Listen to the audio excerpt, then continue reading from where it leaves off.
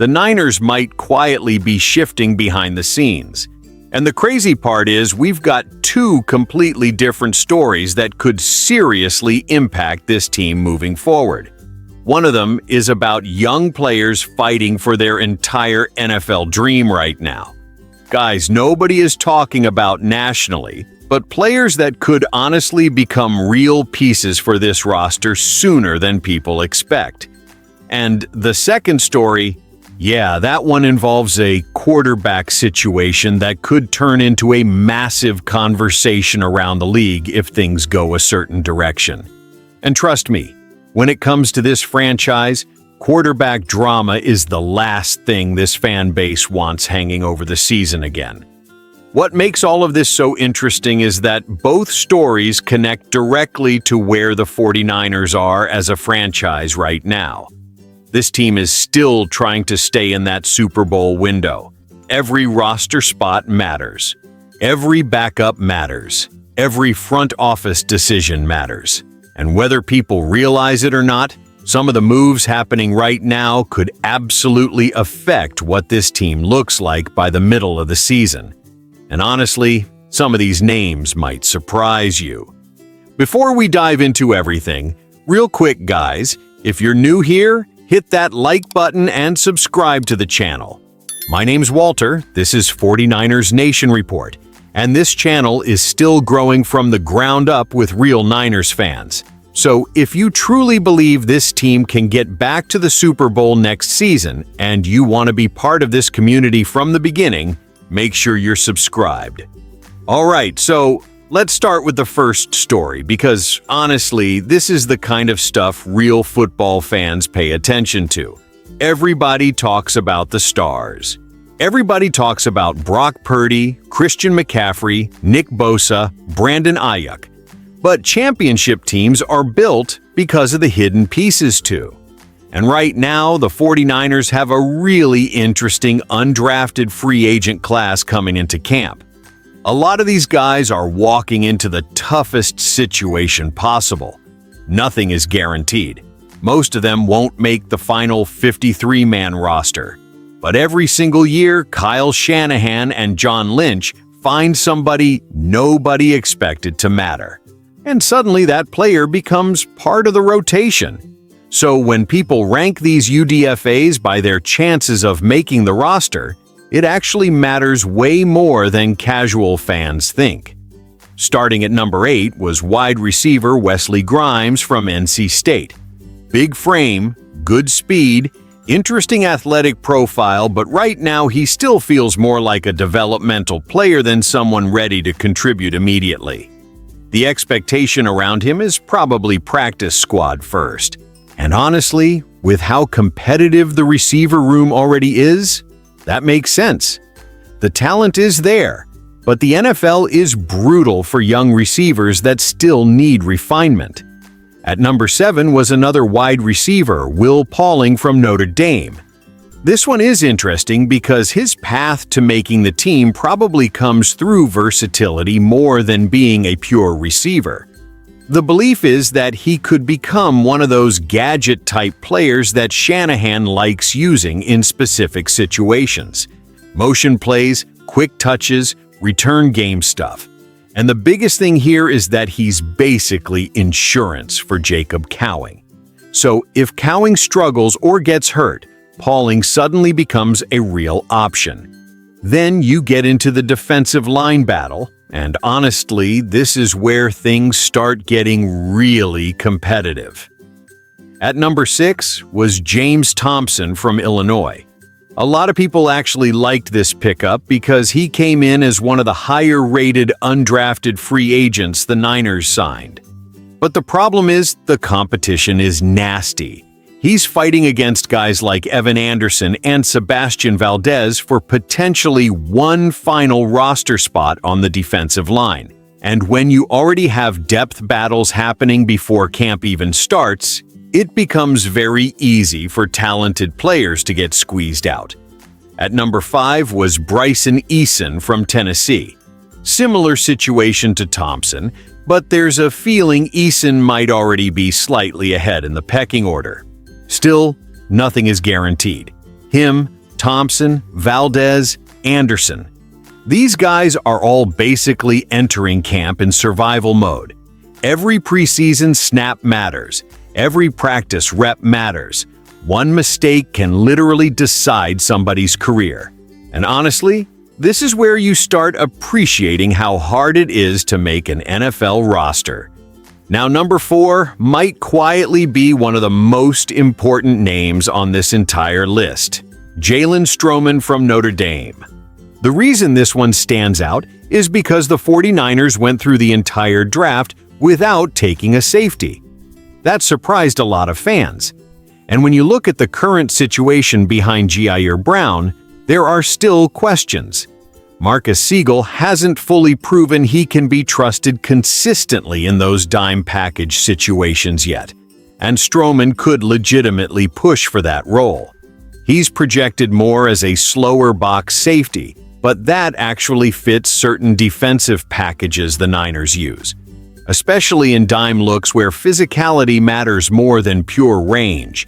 And if Stroman contributes on special teams too, suddenly he becomes very interesting for the back end of the roster. One of the names connected directly to this battle is Siran Neal, so this competition is definitely something to watch in camp. At number 3 was punter Jack Baumeister from Texas, and honestly, this might be one of the sneakiest roster battles on the entire team. Right now, the only real established punter on the roster is Corliss Waitman, and let's be honest, nothing about his NFL career has screamed untouchable.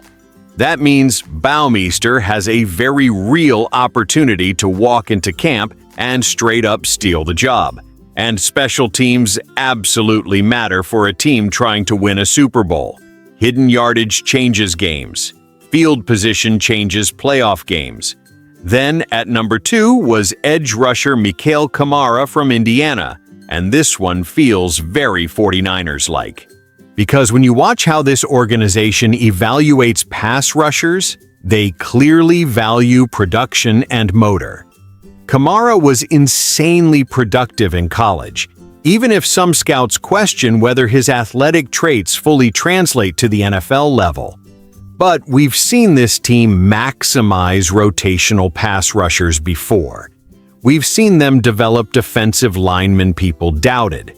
And the competition here is fascinating because he'll likely battle names like Cam Sample, Keion White, and Sam Okwainonu. If Kamara flashes during camp, he could become one of those surprise preseason stars everybody suddenly starts talking about. But the number 1 undrafted free agent with the best chance to make the roster was tight end Khalil Dinkins from Penn State. And honestly, this makes a ton of sense. Even though his receiving numbers in college weren't huge, NFL teams clearly valued him because he still got invited to the combine. Why? Blocking, pure blocking ability. And if there's one thing Shanahan absolutely values from his tight ends, it's versatility in the run game. Dinkins already projects as one of the better pure blockers coming out of this class. The receiving upside may be limited right now, but if he proves he can immediately help in the trenches, he has a real shot to carve out a role. What's interesting is that he could directly compete with Luke Farrell as a blocker, and potentially push Braden Willis off the roster entirely. So this isn't just a camp body situation. There's a legitimate path here. And honestly, I love stories like this because every season there's always one guy nobody expected who suddenly becomes part of the team. Fans fall in love with those players fast because they represent the grind, the hunger, the underdog mentality.